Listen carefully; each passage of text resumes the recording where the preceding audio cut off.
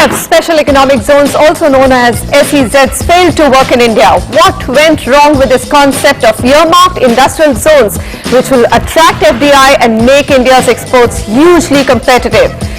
That's our big debate today. Were SEZs in this country from the word go set up for failure, or has that happened along the way? Our second debate, where we dive deep into one big real estate market and take a look at what's happening to property. How will things pan out over the next few years? It's Kolkata, the city chosen by Hillary Clinton to meet the lady who toppled the left after 34 years. That's Mamata Banerjee.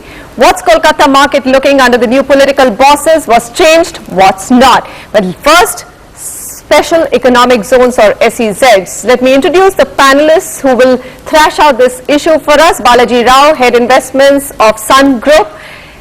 Mr. Balaji, thanks very much for joining in. We also have Shashi Sonavane, National Convener of Yuva Bharat Organization. He has a counterpoint from a people's point of view. In the Delhi studio, Anshul Jain, CEO of DTZ India, and Sameer Jasuja, CEO, founder, Prop Equity. Gentlemen, thanks very much for joining me here. I'm going to start this debate with a glimpse of what's a special economic zone or SEZ, as we shall refer to in our discussion. In April 2005, the Government of India announced a special economic zone policy to make India competitive in exports. The act was cleared by Parliament and came into effect on February 2006, and all traditional and new goods and services in India's export basket were supposed to benefit from these notified parcels of land where they could set up industry entitled to various tax and customs benefits. So that included textiles, handicrafts, gems and jewels, telecom, engineering goods. The list is really long, pharmaceuticals, but most importantly, IT-enabled services and even biotechnology. Post that, what really happened was that the country embarked on setting up hundreds of special economic zones with a lot of hype. Today, most developers are finding it difficult to continue. Why is that? What happened? Anshul, what happened? Were they set up for failure, or did it happen somewhere along the way? Something changed. Not at all. I think they were a great concept, and I use the word were. They were a great concept from a policy perspective, from promoting the investment perspective into the country, and really giving the fillip to the export-oriented industries, whether it's services, whether it's manufacturing. It's the change in the, it's consistently changing policies, and again, consistently changing policies an oxymoron, but that's what's been happening since then. And we've seen a variety of issues which include first saying fully tax exempt from an income tax perspective, then saying, oh, by the way, there will be minimum alternate tax which the companies operating out of SEZs need to give, then saying, okay, the SEZ companies operating in SEZ will not be taxed on income tax, but will be taxed according to the investments, or benefit will only come according to the investments that they have made. And as we know, in IT, the capital investments is not that high. In manufacturing, it is high. So before even they had a chance to get into, to become a toddler from an infant, we started loading variety of changes and not allowing it to grow.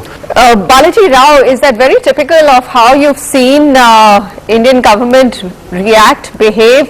They're very quick to come up with things which look extremely exciting, but then there are just too many policy flip-flops?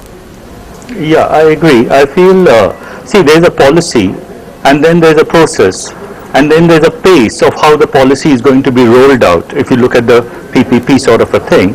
And here what happened is the policy was well conceived, but it's like opening the floodgates and everybody rushed in, and surely there were some of the SEZs which were pure real estate play.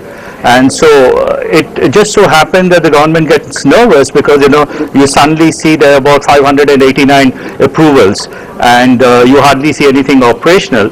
So you start trying to close the gates and you start changing the policy and you start meddling around with the process and the procedure, and everybody gets nervous, even the serious player.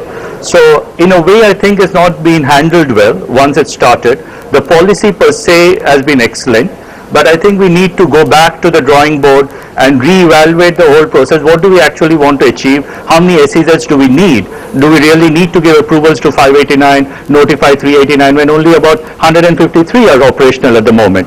So the question, I think, depends upon the implementation, the governance, the pace and the process by which a policy is rolled out, and that seemed to be lacking in this case.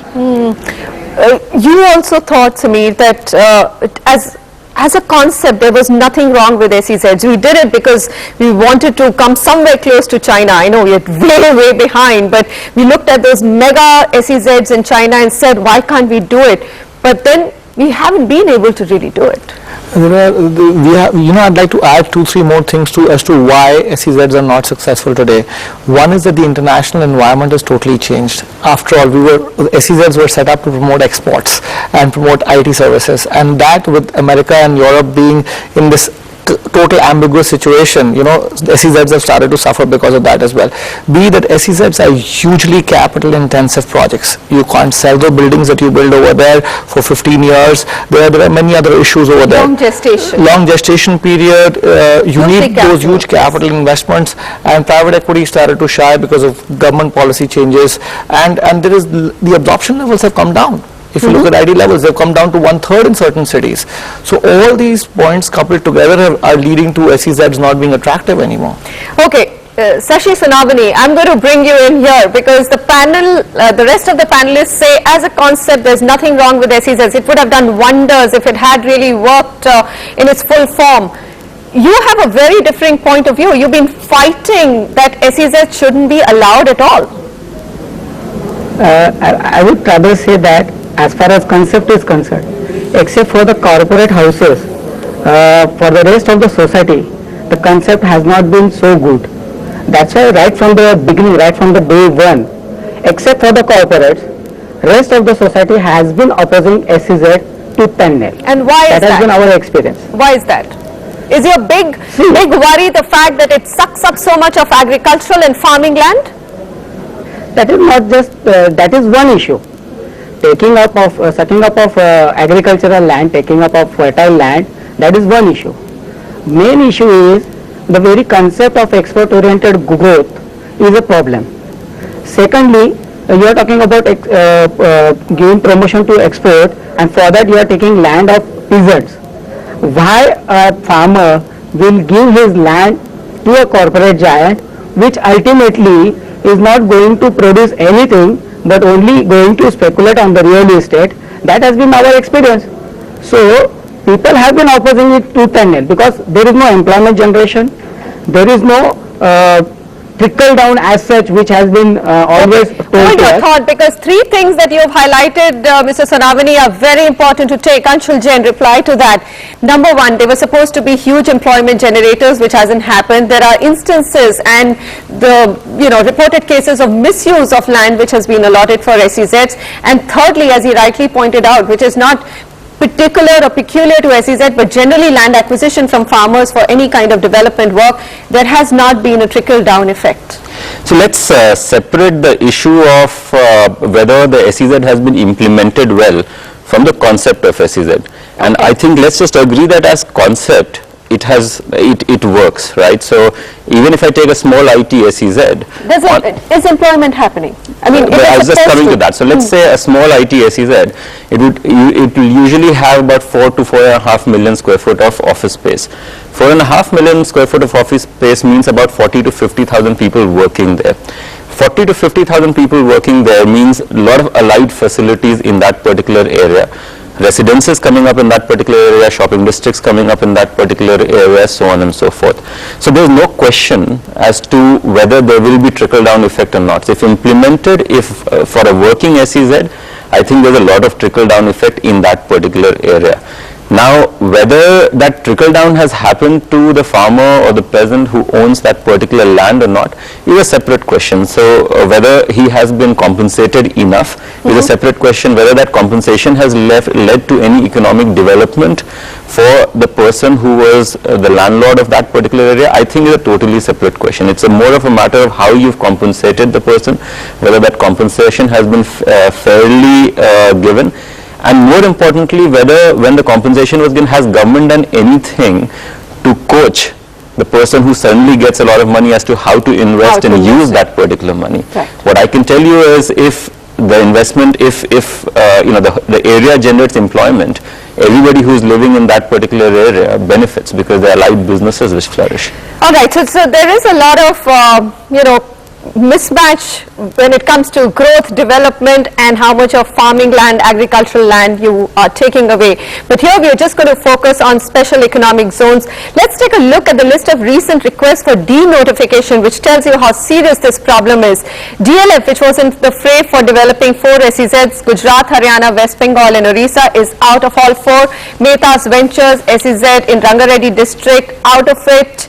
SR SEZ Hazira in Gujarat has been approved for denotification. There's Unitech Info Park, Bata India, both want to denotify their IT SEZs in West Bengal. Reliance Industries has agreed to return land back to Haryana government after failing to complete the SEZ project in a period of 6 years. Parsavnath SEZ has actually withdrawn its 6 SEZ projects in 5 states. Andhra Pradesh Industrial Infrastructure Corporation, that's APIIC, said of the 75 SEZs which were notified, only 27 are operational. And the corporation has also scrapped the MOUs with the major defaulters and taken back the land assigned to them, including from Unitech and Kaparao. And in fact, couple of things which were noticed by this government body was that it hasn't really led to the employment generation that it was expected to. Balaji Rao, come in here. It seems like no developer wants to touch SEZ at the current rate. Everybody will be out of it, other than those who've already got their SEZs on ground.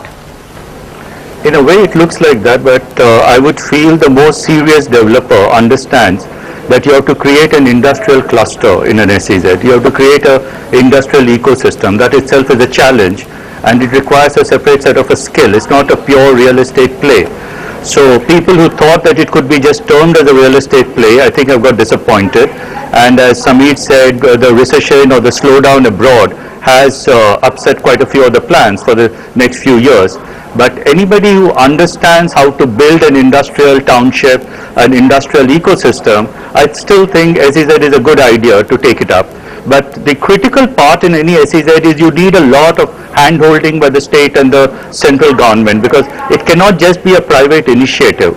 And that's where I think sometimes when it is lacking, they're just not successful. We're debating whether SEZs or special economic zones were set up for failure in this country, or something's gone wrong as we have moved from 2006 to 2011. What are the chances for future success, or should they now be declared redundant and null? Keep watching.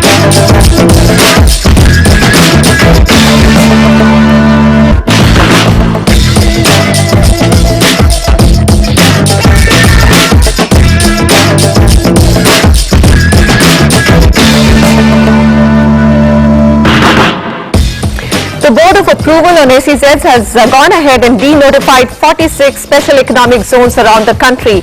These SEZs were meant to make India's exports competitive and generate employment, and also give impetus to manufacturing and services growth. We are debating here what's the future of SEZs in the country. Balaji Rao, you're saying that as a concept it's not wrong at all. I mean, it's a great concept. So would you, as a big investor, still look at viable SEZ projects to put your money in? Sure, we do. We still evaluate SEZs, and if it is looking viable, and more importantly, if it is looking doable and executable, we definitely will put it.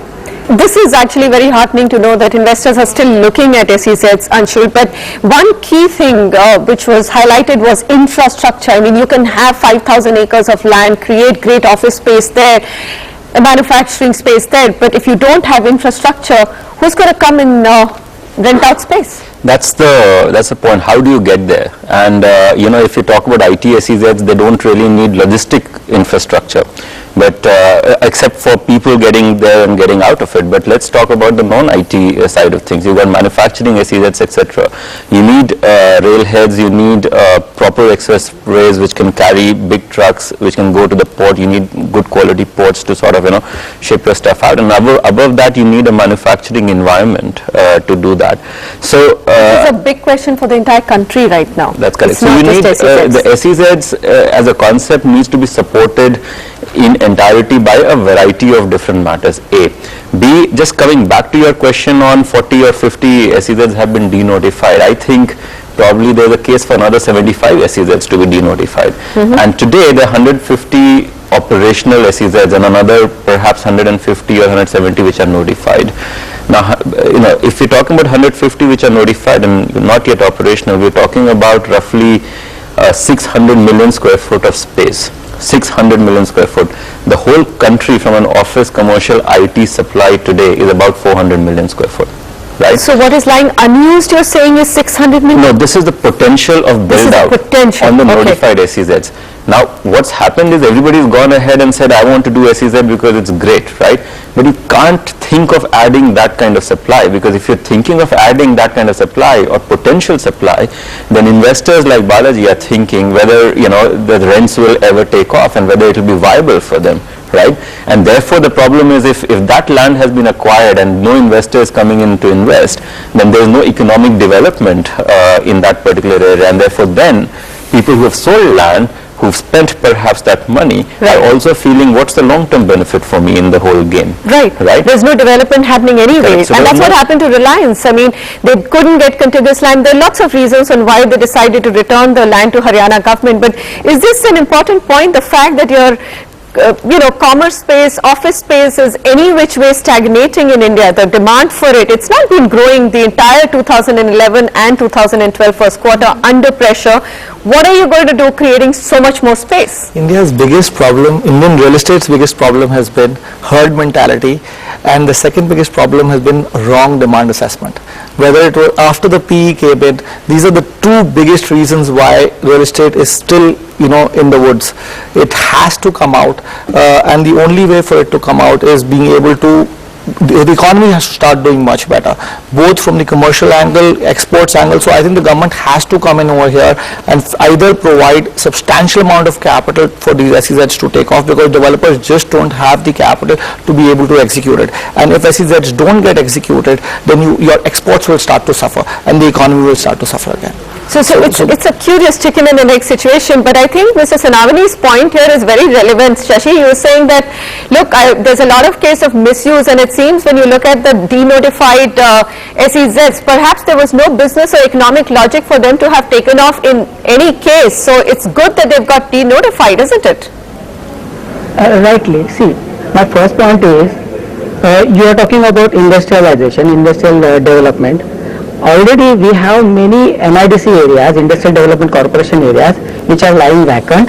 There are many industrial beds which have been totally destroyed. For example, just near Raigad, this Mahamumbai SEZ, we have this Thane Belapur industrial bed, which is getting closed down.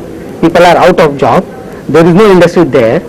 When they already the land which has been taken for developing industry, that is lying vacant or it is not getting used, why the hell are you taking land of the common farmers for your real estate development or your so-called development kind of thing, destroying the livelihood of the common people? Right. It is not just economic question. Look at the socio-cultural aspect also. People, 45 villages getting evicted from this huge area, getting out of their livelihood areas. What are they going to do? According to our estimate, more than 1 lakh people are going to be affected because of this Reliance Mahamumbai SEZ. That's why people oppose it, and when people oppose it, they tooth and nail, that project didn't go ahead. Secondly, let me finish. Secondly, you are talking about export. You are talking about incentives. When farmers are demanding subsidies, during the budget session, all of you cry foul that why farmers should be given subsidy, there is no productivity and this and that. When it comes to SEZ, you are talking about incentive. This is nothing but subsidy. And what kind of subsidy you are doing? What kind of export you are doing? Even the CAG report is admonishing this export thing, that most of the export are going to within the land area only, that is DTA only. It is not overseas export. Now you have to calculate what cost we are giving, what public exchequer money is Shashi, that's a very well made point. That's a very well made point. Overall, does export in India to be encouraged or to be competitive need those many benefits, Anshul? Does it need those many benefits? He has a point there. Foreign currency, you've got to earn. Unfortunately, that's the reality that we live in, right? And unless you make the country export oriented, where are you going to earn the foreign currency, and how are you going to tame the inflation? Tame inflation and also pay for your oil bills. I mean, that is something that you really need to earn back. Balaji Rao, with just one final comment from you. We're talking, yes, about the fact that exports still need a lot of support in tax breaks. So yes, there's a raison d'etre for an SEZ, but a lot of irregularities in SEZs also happen. How true is that statement? No, I don't deny that there have been some irregularities, which is bound to happen whenever there is any policy. People come in, some exploit it, some actually follow it. But the fact is, you have to take a step back and look at macroeconomics. Depending upon agriculture is not going to absorb the growing demographic dividend of India. We need to concentrate on services and manufacturing. Now, whether that is done on arable land or whether you can get arid land, that's a separate issue and a separate debate. But I don't think anybody can debate that India should not embrace industrialization or a move towards the services sector, because we need to give employment to our youth. And also, if you look at our deficit position, India has a $185 billion trade deficit. And that's only being absolutely, bridged by the IT exports, which is about 70 billion, and the FDI, FI investments, and the remittances. So if you don't have that push, I don't think we will be able to stand in the global economy. So that's why the whole, the existence of SEZs, because you're hoping that you'll create something new and hope that that's a catalyst for industrial growth. Unfortunately, though, that's not what's happened. So that's, I think, where we're going to conclude. Balaji Rao, thanks very much for joining in. Shashi, thanks very much. Very differing viewpoints, but an extremely interesting point of view for this debate. Anshul, Jain, thanks for joining in. Sameer Jasuja, always a pleasure to get your viewpoints. So really, we do need SEZs. We do need breaks for exports because we have to buy oil. That's the critical part. But policy flip-flops aren't happening. Investments are huge, 5,000 acres developing, that easy job, and policy flip-flops are not good for SEZ's future. That's what we've established today on the debate. And the government needs to do a lot more if it does want investments to continue in SEZs. We're going to just look at SEZs a little bit more in detail when we come back. Chief Minister, who's openly said that she's not in favor of SEZs, is Mamta Banerjee. The Videocon group informed the Commerce Ministry that its decision to withdraw out of West Bengal SEZ project was because of the latest business outlook of the region. There's also IT major Wipro and Infosys who are likely to withdraw their SEZ projects from West Bengal. So what's going to be the future of Kolkata's real estate market? What has the change in power done to this state's commerce, office growth, which is linked closely to the growth of realty? That's up next in the Big Realty Debate.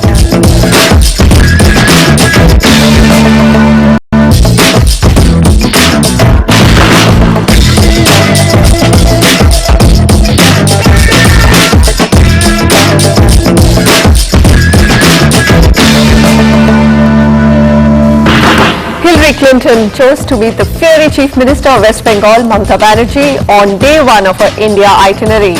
And the reason was clear. She needed to get Mamta Banerjee to actually mellow her stance on opening up FDI or foreign direct investment in retail. Bengal's new Chief Minister is known for her unyielding stance to open Indian businesses to foreigners.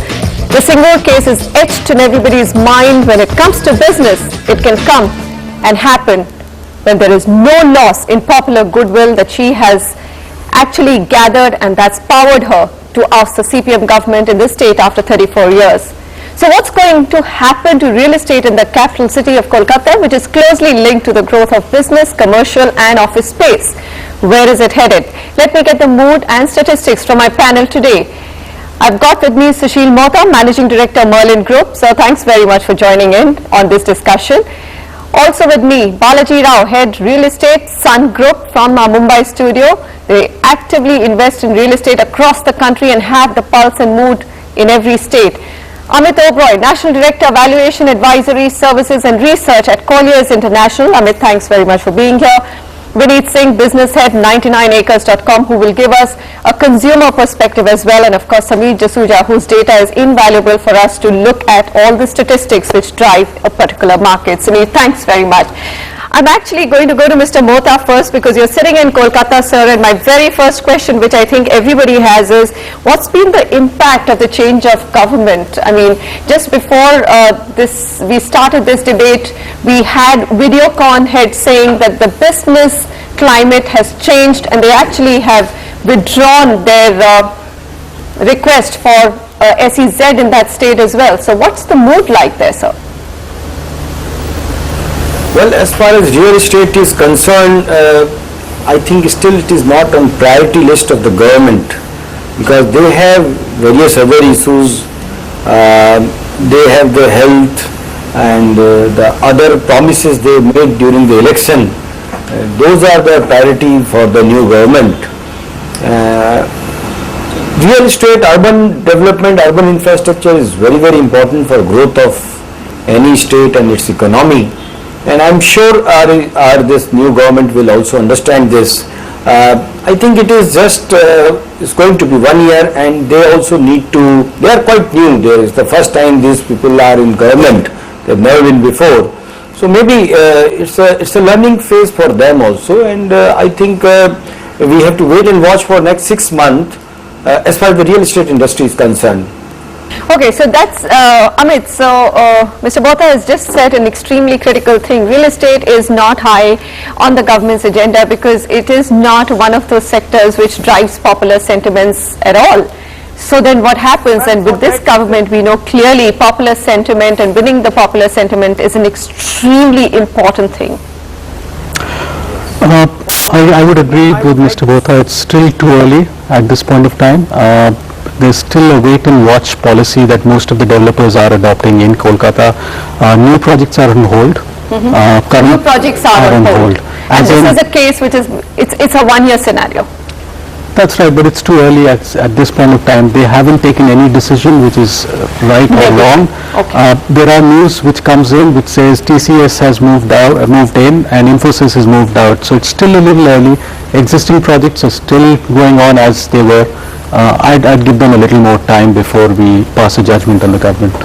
All right. So that having been established, don't pass a judgment on the government, give them a little bit more time. Balaji Rao, I'm going to come to you and then get back to just the basics of the Kolkata real estate market vis-a-vis. Put it against the rest of this country, because you scout around for big deals as MD of Starwood. You actually did one of the largest deals in Kolkata. So what are the plus points of that market, and what are things that you would like to see a change in and needs a drastic change in? Good question. The idea is basically Kolkata is a long-term investment opportunity still, but there are short-term issues and concerns.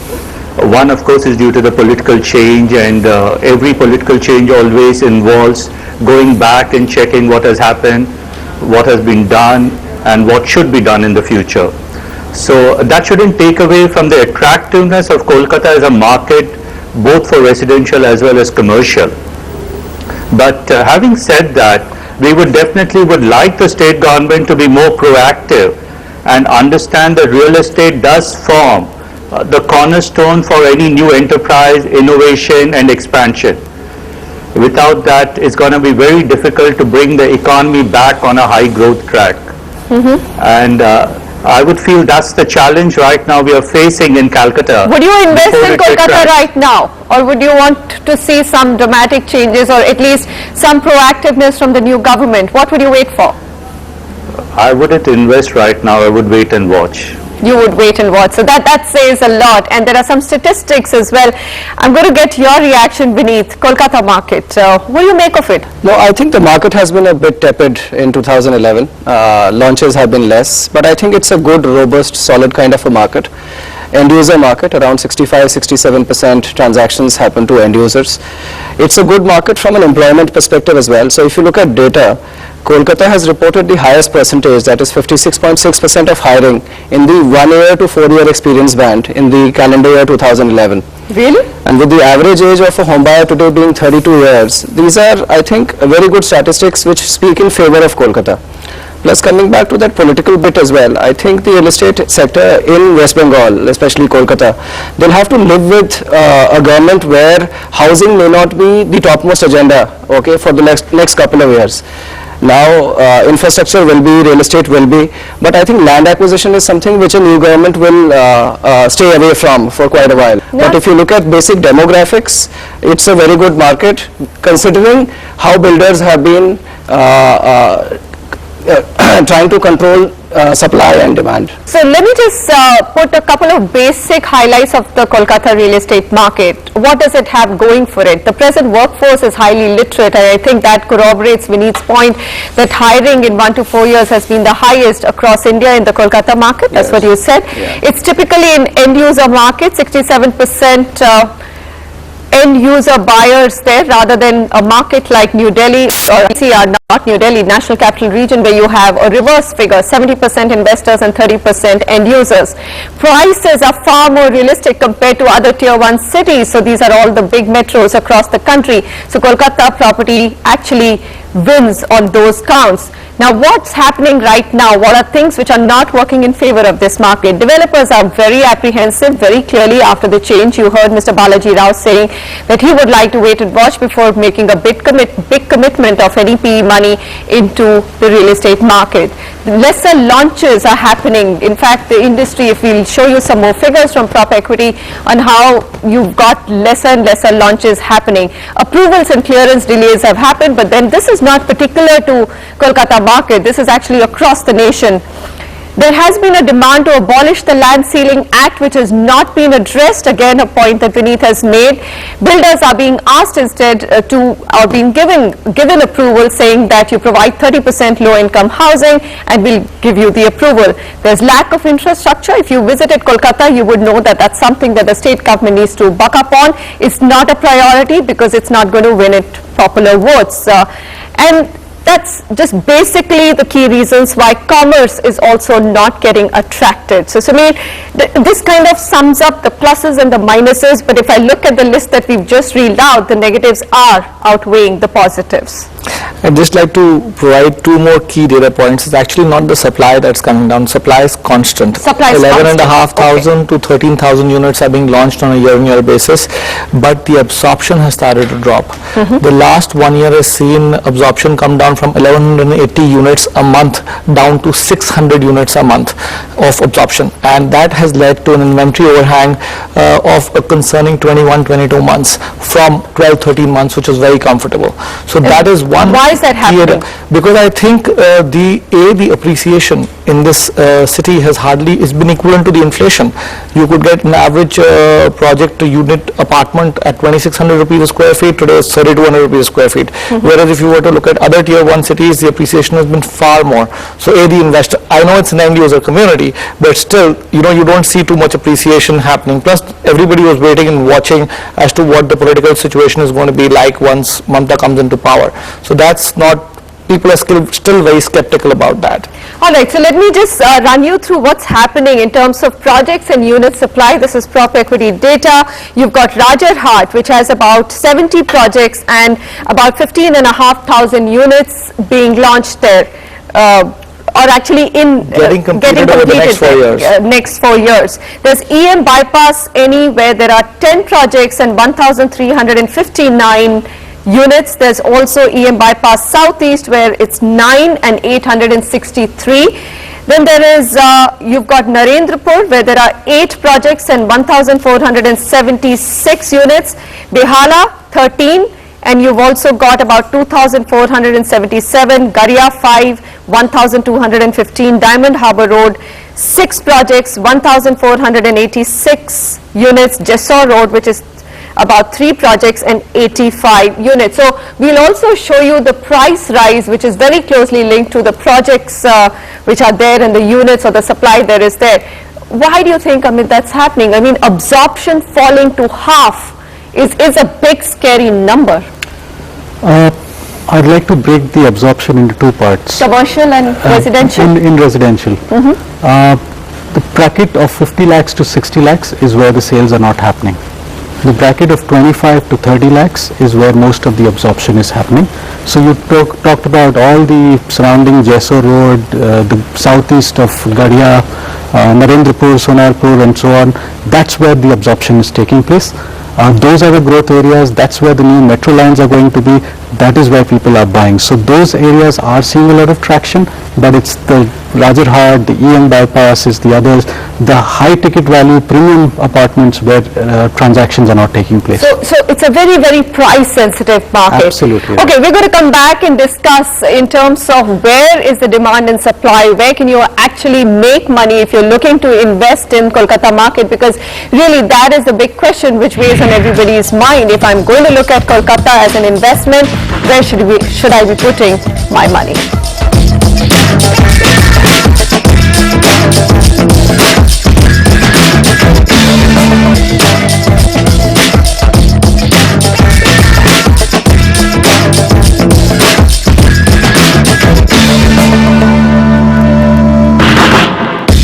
We're looking at the Kolkata realty market and just delving deep into the subject to find out what's going to happen to the real estate in this capital city, especially with new government at the helm.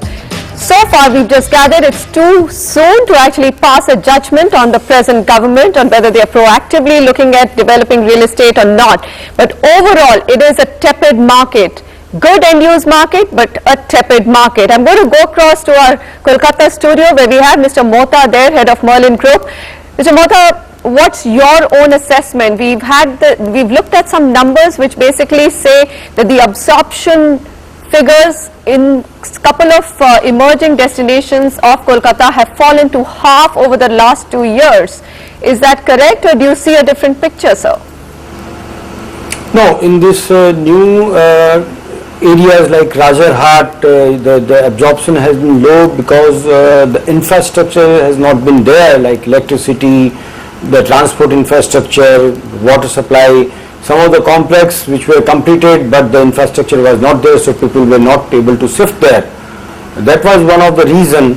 And of course the price rise, suddenly in last 2 years the prices have gone up abnormally in Calcutta. Sometime as a developer, even I was surprised that the land prices have gone up so high, and the constructed area also prices have gone up. So maybe that people are not able to buy those high at the increased value. And yes, 25 to 30 lakhs ticket value, the transactions are happening. Higher value, the less transactions. And actually the end user market is more than 70%. I would rather say in apartment it is almost 90% it is end user market in Calcutta, because I see in my office it is 99% end user market. No, that's very curious. If the end user market is about 80 to 90%, as you're saying, Mr. Mota, then I think my next question would be, then why are prices going up so fast? Balaji Rao, come in here. I'm sure you are constantly evaluating the Kolkata market. I mean, is there appetite only for 25 to 30 lakh apartments? What about commerce as well? I mean, how soon do you think that this would become probably one of the hot spots for commerce to flow in? For commerce to flow in, it will be still very difficult to judge, because I think a lot more has to be done on the business sentiment side, and frankly, as I said, there's a stalemate on that end. But talking about prices, the prices of course have been predicated by the land values which have gone up substantially, because land suddenly has become very precious because the supply of land has got completely choked off. So with the land value shooting up, it's translating into a higher end use price, and only in the mid market do you find some sort of an absorption going on. But I don't think that makes the entire market, and you need to move across the broad spectrum of price ranges, and that's just not happening in Kolkata, which is very clear. And unless we see a real broad swell of investment coming into India and into Calcutta especially, I don't think private equity or foreign investors will rush in immediately into Calcutta. Okay, so notwithstanding Hillary Clinton's visit, I think Kolkata will take a little bit of time before it becomes the top of the mind destinations. I'm going to just go back a little bit to residential and read out some of these prop equity data points in terms of what's really happened. Rajarhat now, if you look at this market which Mr. Mota just spoke about, why has it not done well? and the price trends show that 12% over 2 years, that's about 5% annualized returns. It's the worst performing property market of Kolkata. Lots of investor money stuck there, but a little while ago when we showed you the supply side situation, it has a maximum number of new projects and units unsold. EM Bypass Northeast saw a huge jump in 2009-10. Since then the appreciation is slow, but over 2 years has given a healthy 34% appreciation, round about 16% annualized, which is not bad compared to many other metros of India. EM Bypass SE, that's Southeast, price rise is more steady, appreciation and increase of 23% over 2 years, 12% annual returns. Narendrapura, reasonable 34% over 2 years, and Behala about 26% since 2009 to end of 2011. Garia is about 24% in the same period. Diamond Harbour Road about 26%. Jessore Road is the big winner. Same period, it's given much better returns, 48% over 2 years. So clearly, it's Amit, if you look at the data, the price rise is linked very much to the projects which are launched and the supply of units. I mean, Jessore has just 2 or 3 projects, very little supply, and therefore prices have risen 48%. So what I'm understanding right now is that it's becoming unaffordable for people in Kolkata to actually drive a market which is above 40 lakh rupees. It's a very price sensitive market, and it's a market where people don't like to show, it's very different from Delhi or a NCR market. You don't like to show that you've moved into a posh apartment. That's what the market is. There are places, having said that, there are places on the EM bypass where prices are about 7,000, 8,000. There's a project at even 14,500. There is a project. And is there demand for it? Is there appetite for it or not yet? That's what I'm hearing from a Kolkata developer. It's still too early to say anything about that. Sabir, what do you do in a market like this, which is extremely price sensitive? You see absorption falling. I mean, do developers then need to completely shift focus to what price range project should be launched at? Yeah, I think they need to do their research a lot more. I think what's happened actually in Calcutta is that most of the development has happened in Rajarhat, which has led to a huge oversupply. And it's a mismatch is tremendous. I have never seen that in any other state, market, or any other city. 70 projects out of 111 are happening in Rajarhat. So the whole supply and absorption has got tilted towards just one part of the city. And where we hear a Calcutta developer saying infrastructure is not at all coming up. Yeah. That's been the major problem. So there's the expectation with that area was very high. There was a lot of expectation the absorption with respect to commercial will pick up in Salt Lake, which is right next to Rajarhat, and that hasn't happened. From 3 million square feet average absorption levels have dropped to 1 to 1.1 million square feet in last year. Mr. Mohta, what do you feel about that? I mean, is it a little bit of frustration to see that your city is not being able to attract commerce as much as one would have hoped, or businesses as much, MNCs as much as one would have hoped? You see, the most of the demand here in terms of commercial space is either IT, ITES or retail. The general non-IT offices, there is hardly any newcomers, very few. And in terms of when you see IT, ITES, Calcutta rates are a little high. Even in Calcutta, still the rentals are 45-50 rupees, whereas, which is, if you consider the cost of construction and land, it is reasonable. But in other cities like Chennai or Bangalore, Hyderabad, there has been very high oversupply. In Chennai, I am told it is about 18 million square feet lying vacant. And out of desperation, developers are offering 15 rupees or 20 rupees, that kind of rental, which does not justify the cost of construction or the value of the property. So maybe many of the players who are multi-city operator like IT, ITES particularly, they will prefer to go where the space is cheaper. So that way the Calcutta lose out. Calcutta loses out. So overall, I think we can continue the debate, but we pretty much come to what's not working right now, and that's that the city is not being able to attract enough companies to come up and set up business, which ultimately fuels employment and fuels demand for residential real estate.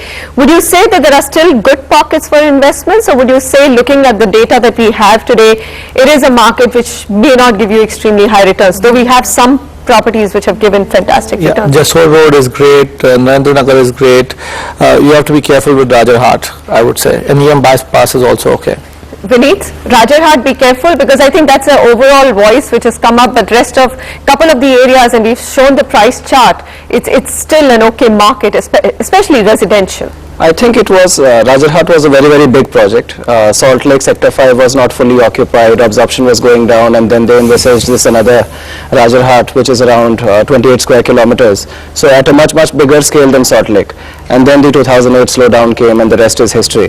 So the infrastructure is not ready there. There is delayed construction. Even though houses may be ready, the houses do not have completion certificates, they do not have water, they do not have electricity.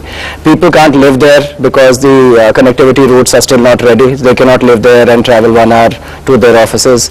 Offices are not moving there. So yes, Rajarhat I think is late by close to 3 to 5 years. Right. But there are extremely, as Samir said, good areas to invest in as well, where the absorption is high.